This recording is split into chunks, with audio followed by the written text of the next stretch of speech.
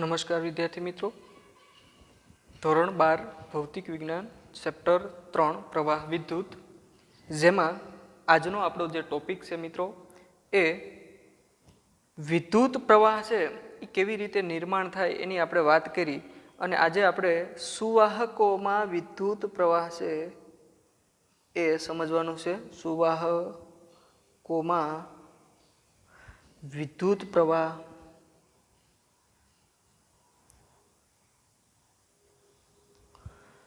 કેવી રીતે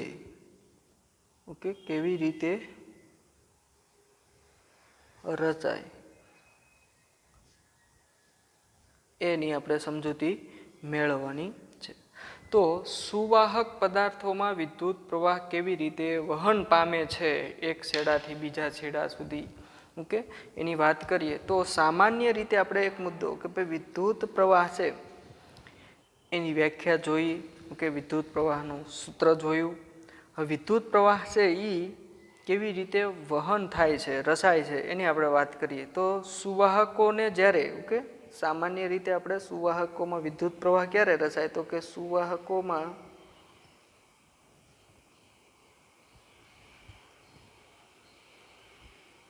જો આપણે બાહ્ય ક્ષેત્ર અથવા વિદ્યુત ક્ષેત્ર વિદ્યુત ક્ષેત્ર લાગુ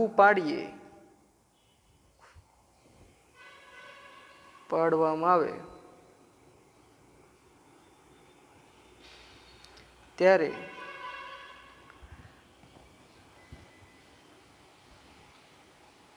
તેમાં વિદ્યુત ભારો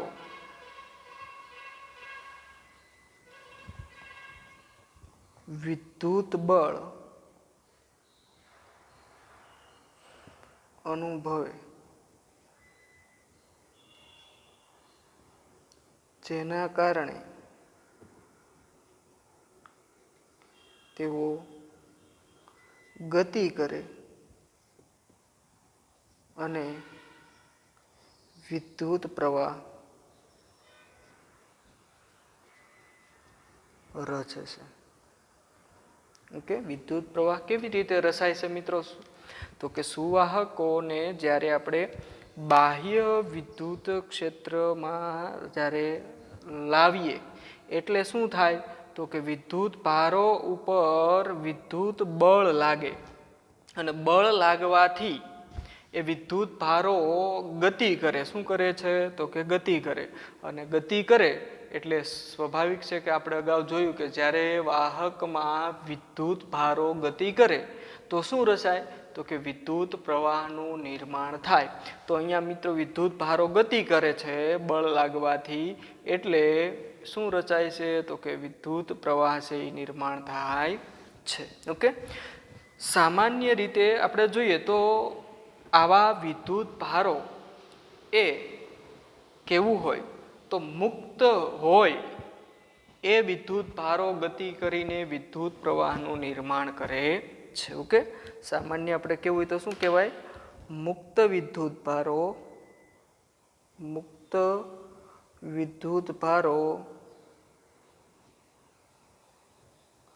ગતિ કરી વિદ્યુત પ્રવાહ રચે. મુક્ત વિદ્યુત ભારો કયા કયા હોઈ શકે એની પણ આપણે ચર્ચા જુદા જુદા સુવાહકો માટે કરીશું. સામાન્ય રીતે આવા સુવાહકો કે આવા વિદ્યુત ભારો ક્યાં આવેલા હોય છે? તો કુદરતમાં આપણે જો જોઈએ મિત્રો, તો કુદરતમાં મુક્ત વિદ્યુત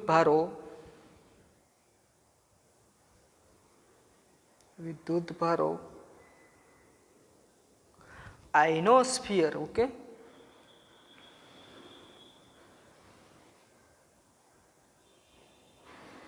ના ઉપરના ભાગમાં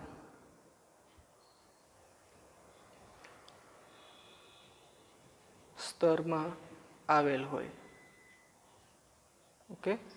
કુદરતની અંદર જે વિદ્યુત ભારો છે, અને એ કયા વિદ્યુત ભારો, તો કે મુક્ત વિદ્યુત ભારો જે છે એ ક્યાં આવેલા છે? તો કે આઇનોસ્ફિયર જે આપણે જોઈએ તો આપણું જે આકાશ સમાંગ અને સમદિગ્ધર્મી કહેવાય, જેમાં જુદા જુદા વાતાવરણના સ્તરો આવેલા છે. આઇનોસ્ફિયર, મેઝોસ્ફિયર, સ્ટ્રેટોસ્ફિયર, ઓકે, ટ્રોપોસ્ફિયર. આ જે સ્તરો છે, ઓઝોનનું સ્તર છે, તો એની અંદર એક જે લેયર આવે છે એ આઇનોસ્ફિયર આવે છે. આ લેયરની ઉપરનો જે ભાગ હોય મિત્રો, ઓકે, એ ઉપરના ભાગની અંદર સામાન્ય રીતે, દાખલા તરીકે આ જે વિસ્તાર છે એ આઇનોસ્ફિયર છે એવું આપણે વિચારીએ, ઓકે. તો આઇનોસ્ફિયરના આ વિસ્તારનો આ ભાગ કહેવાય ઉપર. તો અહીંયા જે ઉપરનો ભાગ છે, આ ઉપરના ભાગ ઉપર શું આવેલા હોય છે? આવા મુક્ત વિદ્યુત ભારો આવેલા હોય છે. અને એ વિદ્યુત ભારો ગતિ કરવાથી વિદ્યુત પ્રવાહ છે એ નિર્માણ કરે છે, ઓકે. અણુ અને પરમાણુમાં આપણે જોઈએ તો અણુ અને પરમાણુમાં ઇલેક્ટ્રોન અને ધન વિદ્યુત ભારો એ સામાન્ય રીતે આવેલા હોય, અને એમાં એમની વચ્ચે કોઈ બળો લાગતા હોય. આવા બળને આપણે કુલંબ બળ છે એવું આગળ કીધું ચેપ્ટર 1માં, ઓકે. તો એ સામાન્ય રીતે મુક્ત હોતા નથી, ઓકે.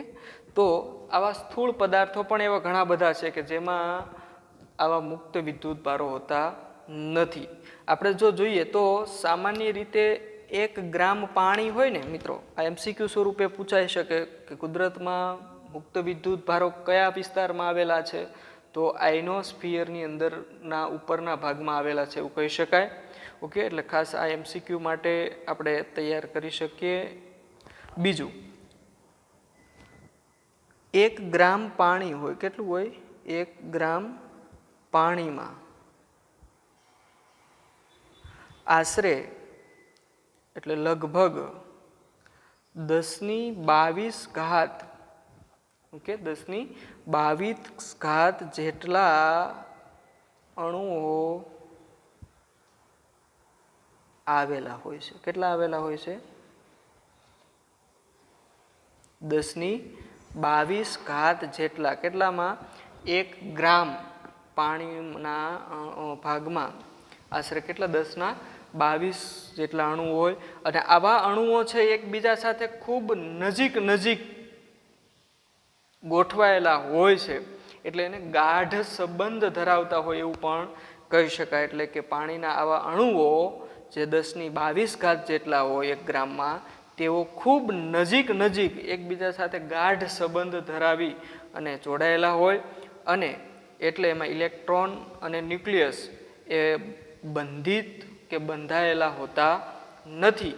કેટલાક પદાર્થો એવા પણ છે કે જેમાં ઇલેક્ટ્રોન બંધિત હોય છે, જેને આપણે બંધિત ઇલેક્ટ્રોન પણ કહીશું, જેની હું પાછળના ચેપ્ટરો જે સેમિકન્ડક્ટર આવે એમાં બંધિત અવસ્થાના ઇલેક્ટ્રોન કોણ છે એ પણ હું વાત કરીશ. કે હોલ એક શબ્દ તમે 10માં કદાચ ભણ્યા હોય તો, હોલ છે એ બંધિત અવસ્થામાં હોય છે મિત્રો. તો એ વિદ્યુત ક્ષેત્ર લગાડવા છતાં પણ ગતિ કરતા નથી, એટલે કે એના ઉપર વિદ્યુત બળ લાગવા છતાં પણ તેઓ ગતિ કરી શકતા નથી, એટલે એને પ્રવેગિત પણ કરી શકાતા નથી. ધાતુઓ સામાન્ય રીતે આપણે વાત કરી ને કે ભાઈ વિદ્યુત સુવાહકો કયા કયા પ્રકારના છે? તો સુવાહકો છે એ સામાન્ય રીતે જુદા જુદા છે, ઓકે. એમાંથી આપણે હું અહીંયા નમૂના માટે 3 સુવાહકો લખું છું. કયા કયા? તો કે સામાન્ય રીતે ધન સુવાહકો,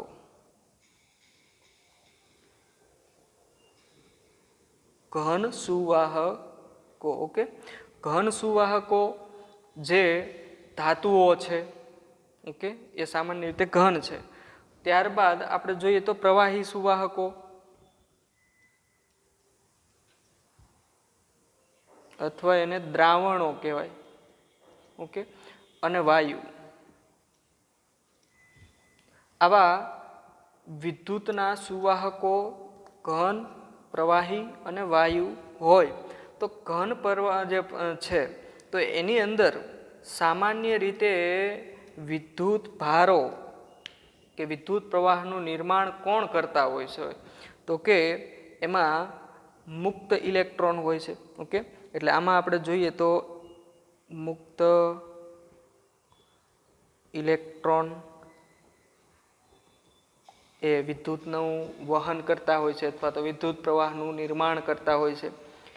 પ્રવાહી પદાર્થો હોય તો પ્રવાહી પદાર્થોની અંદર વિદ્યુત પ્રવાહ કેવી રીતે રચાય છે? તો કે પ્રવાહીની અંદર ધન અને ઋણ આયનો છે એ ગતિ કરતા હોય. ઓકે, ધન અને ઋણ આયનો છે એ દ્રાવણમાં ગતિ કરતા હોય. જ્યારે વાયુ પદાર્થો છે તો એ વાયુ પદાર્થોની અંદર પણ આયનોની ગતિ થતી હોય. ઓકે, ધન અને ઋણ આયનો દ્વારા જ એ વિદ્યુત પ્રવાહ છે એ વહન થાય છે. તો આ જે છે એ વિદ્યુત ભાર વાહકો તરીકે ઓળખવામાં આવે. તમને એવું પ્રશ્ન પૂછી શકે ભાઈ કે ભાઈ ઘન પ્રવાહી કે દ્રાવણોમાં સામાન્ય રીતે વિદ્યુત ભાર વાહકો કયા કયા છે? તો કે ધન અને ઋણ જે આયનો છે એ પ્રવાહી કે દ્રાવણોમાં વિદ્યુત ભાર વાહકો તરીકે કે વિદ્યુત પ્રવાહનું નિર્માણ કરવા માટે જવાબદાર છે. ઘન પદાર્થોમાં વિદ્યુત પ્રવાહનું નિર્માણ કોણ કરે? તો કે મુક્ત ઇલેક્ટ્રોન. અને વાયુ પદાર્થોમાં તો કે ધન અને ઋણ આયનો છે એ વિદ્યુત ભાર. આ ઉપરાંત ઘન પ્રવાહી અને વાયુ ઉપરાંત સેમિકન્ડક્ટર પણ આવે છે. ઓકે મિત્રો, જે અહીંયા તમને આપવામાં આવેલો નથી, જેને આપણે સેમી કંડક્ટર્સ અર્ધવાહકો ઓકે જેને કહીએ. તો અર્ધવાહકોમાં વિદ્યુતનું જે વહન કરવાવાળા જે વિદ્યુત ભાર વાહકો છે એ મિત્રો મુક્ત ઇલેક્ટ્રોન છે. ઓકે, અને હોલ છે. ઓકે, આ બે વિદ્યુતના વહન માટે જવાબદાર છે. પણ હોલ વિશેની જે માહિતી છે જેને આપણે સેમિકન્ડક્ટરમાં વિસ્તૃત થિયરી ભણશું એટલે ખ્યાલ આવશે.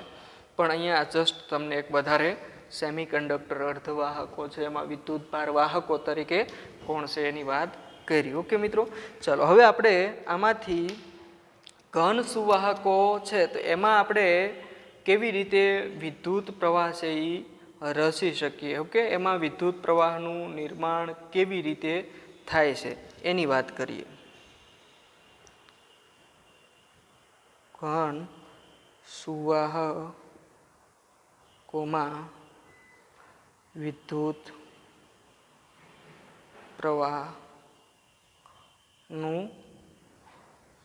નિર્માણ.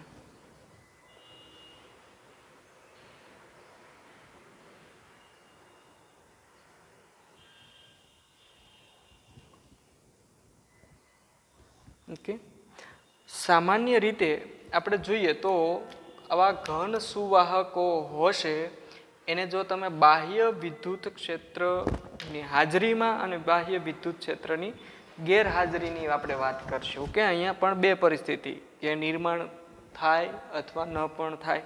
આપણે પહેલાં જ વાત કરી કે વિદ્યુત ક્ષેત્ર લાગુ પાડવામાં આવેલું હોય ત્યારે જ વિદ્યુત ભારો ઉપર બળ લાગે અને એ બળ લાગવાથી વિદ્યુત ભારો ગતિ કરે અને વિદ્યુત ભારો જો ગતિ કરે તો જ વિદ્યુત પ્રવાહનું નિર્માણ થાય. તો ઘન સુવાહકો છે એમાં વિદ્યુત પ્રવાહનું નિર્માણ કેવી રીતે થાય છે? તો કે સ્વાભાવિક છે કે એમાં વિદ્યુત ભાર વાહકો તરીકે મુક્ત ઇલેક્ટ્રોન છે. આ મુક્ત ઇલેક્ટ્રોન છે એના ઉપર બાહ્ય વિદ્યુત ક્ષેત્ર લાગુ પડે તો જ તેઓ શું કરી શકશે? ગતિ કરી શકશે. અને ગતિ કરે તો જ વિદ્યુત પ્રવાહનું નિર્માણ થશે. તો આપણે અહીંયા ઘન પદાર્થોમાં બે વસ્તુ વિદ્યુત ક્ષેત્રની ગેરહાજરી પહેલો ટોપિક હું સમજાવું જેથી કરીને આપણને ખ્યાલ આવે. ઓકે, અથવા તો ઘન સુવાહકો કેવા હોય પછી એમાં ગેરહાજરીને હાજરીની વાત કરીએ. તો કે ધાતુ પદાર્થોનું નિર્માણ થાય. કોઈ પણ ધાતુ પદાર્થો, ઓકે, કોઈ પણ ધાતુ પદાર્થ નું નિર્માણ થાય ત્યારે તેના ઘટક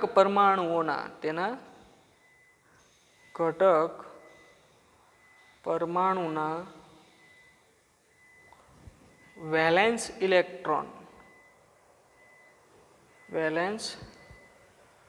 ઇલેક્ટ્રોન પિતૃ પરમાણુથી છૂટા પડી જાય.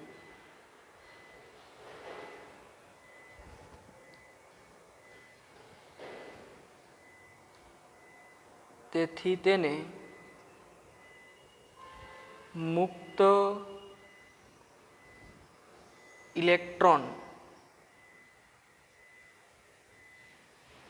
કહે છે. ઓકે, ફરી વખત, કોઈ પણ ધાતુ પરમાણુનું નિર્માણ થાય એટલે કે કોપર છે, એલ્યુમિનિયમ છે, આયર્ન છે, આવી ધાતુ જ્યારે કોઈ પણ કુદરતી રીતે કે કૃત્રિમ રીતે બનાવવામાં આવે એટલે કે એનું નિર્માણ કરવાનું થાય કે નિર્માણ થતું હોય ત્યારે શું થાય તો કે એના જે ઘટક પરમાણુ, દાખલા તરીકે કોઈ એલ્યુમિનિયમ છે એ ધાતુ બને છે તો એલ્યુમિનિયમના જે અણુઓ છે એ એના ઘટક અણુઓ કે એના ઘટક પરમાણુ કહેવાય. આ ઘટક પરમાણુમાં વેલેન્સ ઇલેક્ટ્રોન, હવે વેલેન્સ શબ્દ આવ્યો એટલે વેલેન્સ ઇલેક્ટ્રોન કોને કહેવાય? તો મિત્રો આપણે વેલેન્સ ઇલેક્ટ્રોન છે એ જો જોઈએ તો શબ્દ, દાખલા તરીકે હું તમને એક ઉદાહરણ આપું કે ભાઈ વેલેન્સ શબ્દ કોને કહેવાય. ઓકે, તો કે દાખલા તરીકે તમે કોપર લ્યો ધાતુ જેનો ઇલેક્ટ્રોન ક્રમાંક 29 છે. ઓકે, એલ્યુમિનિયમ લઈ શકો, કોઈ પણ તમે લઈ શકો.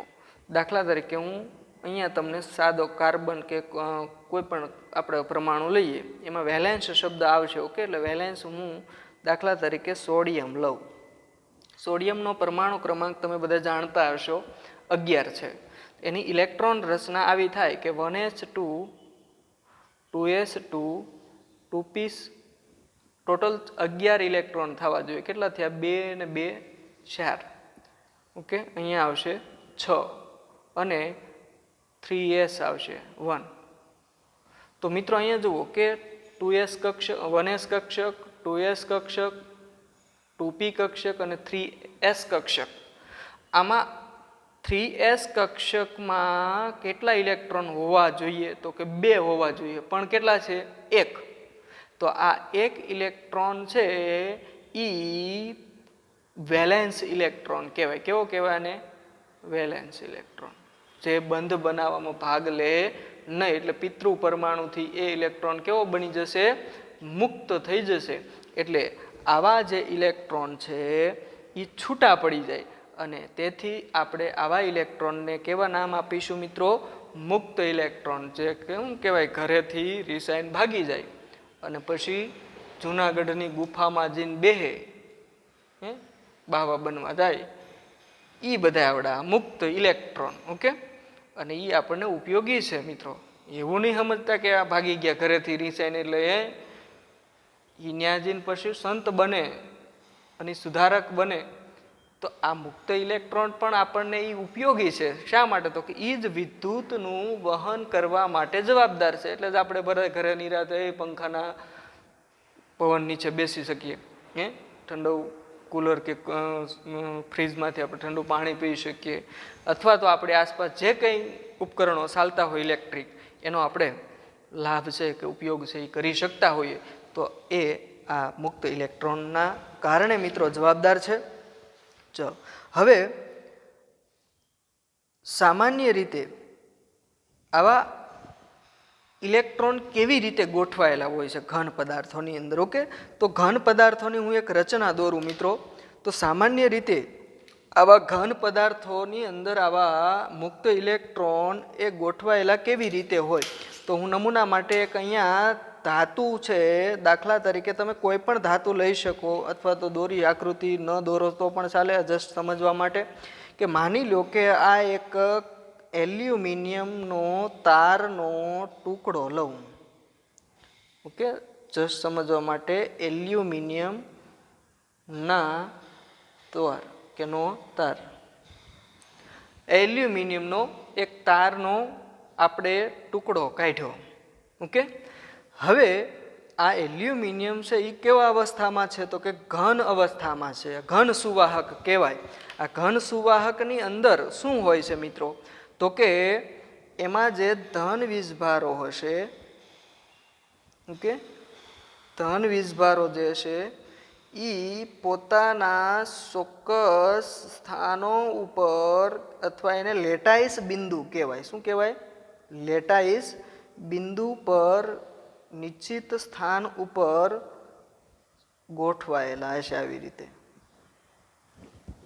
આવી રીતે એ ધન વીજભારો પોતાના ચોક્કસ કે નિશ્ચિત સ્થાનો ઉપર એ સુવાહકમાં ગોઠવાયેલા હશે, અને એની વચ્ચેનો જે અવકાશ છે, વિસ્તાર છે, આ સ્પેસ, ઓકે, એ વચ્ચેની જે જગ્યા છે એમાં આ જે પિતૃ પરમાણુથી છૂટા પડેલા આયનો છે, જેને આપણે મુક્ત ઇલેક્ટ્રોન કહીએ, આવા મુક્ત ઇલેક્ટ્રોન આ વચ્ચેના અવકાશમાં મુક્ત રીતે ગતિ કરતા હોય છે. એટલે કે ઇલેક્ટ્રોનને આપણે દર્શાવીએ તો મિત્રો આ ઇલેક્ટ્રોન દાખલા તરીકે મુક્ત અવકાશની અંદર આવેલા છે એવું આપણે વિચારીએ.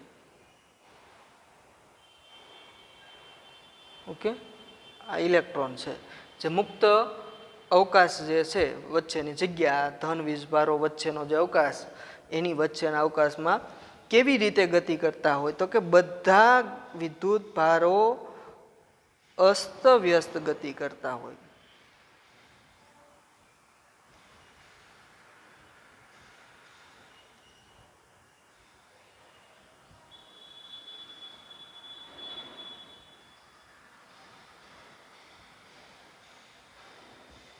આવી રીતે બધાની દિશાઓ કેવી હોય?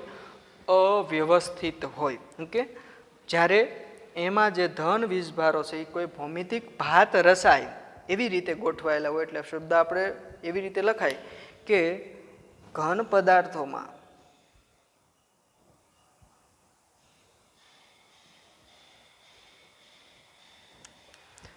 ધન વીજભારો કે ધન વિદ્યુત ભારો ચોક્કસ ભૌમિતિક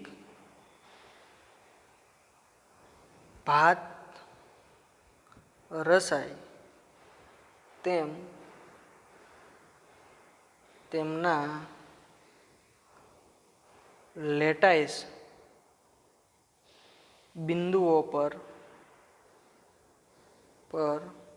ગોઠવાયેલ છે. જ્યારે વચ્ચેના અવકાશમાં મુક્ત ઇલેક્ટ્રોન અસ્તવ્યસ્ત ગતિ કરતા હોય છે. ગતિ કરતા હોય એટલે સ્વાભાવિક છે કે તેઓ વચ્ચે અથડામણો થાય, કારણ કે બધાય એક સરખી દિશામાં ગતિ કરતા નથી, અસ્તવ્યસ્ત ગતિ કરે. ઓકે, એટલે શું થવાનું? તો કે આ ઇલેક્ટ્રોન દાખલા તરીકે આમ જતો હોય, ઓકે, તો આ ઇલેક્ટ્રોન આમ જતો હોય તો એની સામે આ ઇલેક્ટ્રોન આવે છે, તો આ બે વચ્ચે શું થાય? તો કે અથડામણ થાય. અથડામણ થાય એટલે શું થાય? તો કે એકબીજાની અસરો નાબૂદ કરી નાખી. ઓકે, એટલે આમ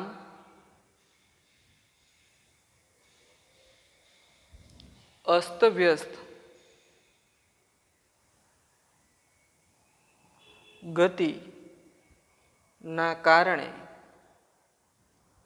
તેઓ માં કુલ વિદ્યુત ભાર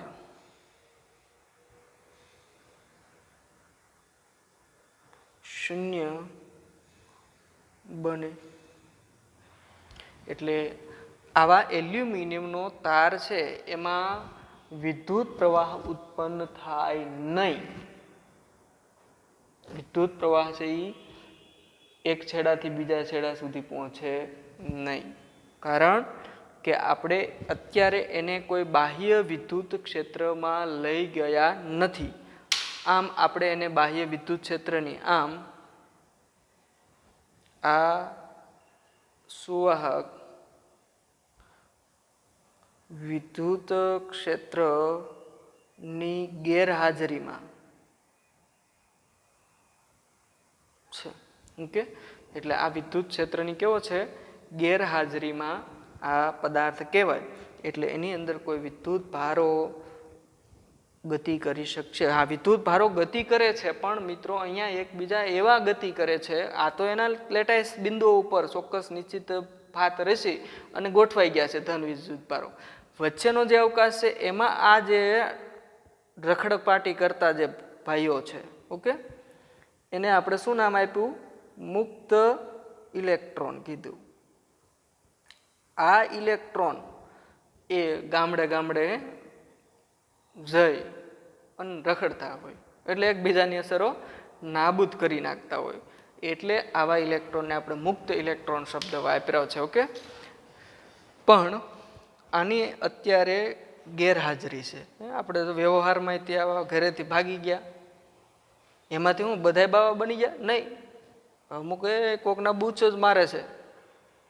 એ બૂચ મારતા હોય એ કેવા છે? વિદ્યુત ક્ષેત્રની ગેરહાજરીમાં છે. ઓકે, એને વિદ્યુત ક્ષેત્રની ગેરહાજરીમાં છે એટલે એવો વિદ્યુત પ્રવાહ છે ઉત્પન્ન કરી શકતા નથી.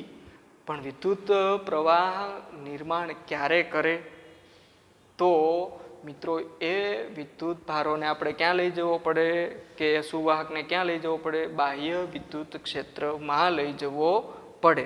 તો આપણે બાહ્ય વિદ્યુત ક્ષેત્રમાં લઈ જતા શું થાય છે એ આપણે જોઈએ. ચાલો મિત્રો, હવે આપણે જોઈએ કે બાહ્ય વિદ્યુત ક્ષેત્રમાં આપણે લઈ જવો છે, ઓકે, સુવાહકને. તો આપણે જે એલ્યુમિનિયમનો જે ટુકડો હતો એ હું અહીં દોરું છું, જે અગાઉ આપણે વાત કરી એમ કે એ એલ્યુમિનિયમનો જે તાર છે, ઓકે, આ તાર છે એના પોતાના આડછેદના ક્ષેત્રફળ સ્વરૂપે આપણે અહીંયા એને દર્શાવી દઈએ. ઓકે, તો આ એનો આડછેદ કહેવાય. આ એલ્યુમિનિયમનો તાર છે. ઓકે, એલ્યુમિનિયમનો તાર. હવે મિત્રો આ જે તાર છે એનો આ આડછેદ કહેવાય. ઓકે, એની જે ત્રિજ્યા છે એ કેવી હોય? તો આ કેન્દ્ર છે, કેન્દ્રથી અહીં સુધીની જે ત્રિજ્યા છે કેપિટલ આર આપણે ધારી લઈએ. આ આર ત્રિજ્યાનો આડછેદ છે.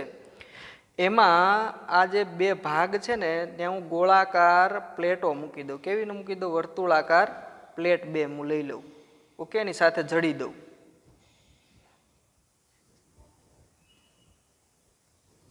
સમજાય છે ને? આ બે બાજુ પ્લેટો કેવી લઈ લો? વર્તુળાકાર. અને આ પ્લેટો છે એ કેવી છે? તો આ જે પ્લેટ છે એના ઉપર ઋણ વીજભારો છે. કયા છે? ઋણ વીજભારો. એટલે આ -q વિદ્યુત ભાર ધરાવતી ઋણ પ્લેટ કહેવાય. જ્યારે આ પ્લેટ ઉપર ધન વીજભારો હોય. કેવા હોય? ધન વીજભારો હોય આ ગોળાકાર ભાગ ઉપર. તો આ ધન વિદ્યુત ભારિત પ્લેટ કહેવાય. ઓકે, તો જો આપણે આને વિદ્યુત ભારિત પ્લેટો વચ્ચે મૂકવામાં આવે તો સ્વાભાવિક છે કે અહીંયા હવે જે બંધિત અવસ્થાની અંદર આપણા ઇલેક્ટ્રોન હતા એ, ઓકે, જે આપણે આ રીતે દર્શાવેલા હતા, અને વચ્ચેના ભાગમાં શું હતું? ગતિ કરતા હતા? તો કે ઇલેક્ટ્રોન ગતિ કરતા હતા. આવા ઇલેક્ટ્રોન છે એ આ બાહ્ય અવકાશમાં વિદ્યુત ભારો પ્લેટો ઉપર હોવાથી આનું જે વિદ્યુત ક્ષેત્ર છે એ કેવું હોય? તો કે ધન વીજભારથી ઋણ વીજભારની દિશામાં વિદ્યુત ક્ષેત્ર ઉત્પન્ન થાય. એટલે અંદર જે ઇલેક્ટ્રોન હતા, ઓકે, આ ઇલેક્ટ્રોન એ બધા કેવા થઈ જાય? તો કે સીધા દોર થઈ જાય. અને શું કરવા લાગે? તો કે એ આગળની દિશામાં બધા એક સરખી દિશામાં ગતિ કરવા લાગે અને તેઓ પહેલા એ છેડેથી બી છેડા તરફ ગતિ કરીને પહોંચે. એટલે વિદ્યુત પ્રવાહનું નિર્માણ થવા લાગે. સ્વાભાવિક છે કે અહીંયા વિદ્યુત ભારો શું કરે છે? ગતિ કરે, કે ઇલેક્ટ્રોન ગતિ કરે. એટલે વિદ્યુત પ્રવાહનું નિર્માણ થશે અને વિદ્યુત પ્રવાહનું નિર્માણ કરવા માટે આવી વ્યવસ્થા છે એ સતત અહીંથી જો કે અહીંથી ધન વીજભારો અને ઋણ તો શું થાય કે આ વિદ્યુત ભારો એટલે અહીં પૂગેતા તો ઉર્જા ખૂટી જાય એટલે બહારથી ઉર્જા સતત મળી રહે એવી વ્યવસ્થા પણ કરવામાં આવેલી હોય છે અને એના માટે આપણે આને બાહ્ય બેટરી વડે જોડવામાં આવે છે એટલે અહીંયા આપણે આને બેટરી પણ આવી રીતે મિત્રો જોડી શકીએ જેના V વોલ્ટ હોય તો આ બેટરી વડે આપણે સતત બહારથી વિદ્યુત આપવામાં આવે અને એ વિદ્યુત વડે આ વિદ્યુત ભારો પર સતત વિદ્યુત ક્ષેત્ર લાગુ પાડવામાં આવે તો વિદ્યુત ક્ષેત્રની હાજરીમાં ઓકે વિદ્યુત ક્ષેત્ર મૂકતા અહીંયા વિદ્યુત ભારો સતત વહન થયા કરે એટલે અહીંયા વિદ્યુત પ્રવાહનું નિર્માણ છે એ પણ થયા કરે છે તો આમ બાહ્ય વિદ્યુત ક્ષેત્રની હાજરીમાં એ સુવાહક ઓકે આપણે એવું લઈ શકાય કે બાહ્ય વિદ્યુત ક્ષેત્રની હાજરીમાં વિદ્યુત ભારો અથવા જેને મુક્ત ઇલેક્ટ્રોન ગતિ કરે વાહકમાં અને વિદ્યુત પ્રવાહ રચે છે તો આપણે મિત્રો અહીંયા સુવાહકોમાં વિદ્યુત પ્રવાહ કેવી રીતે રચાય તેની ચર્ચા કરી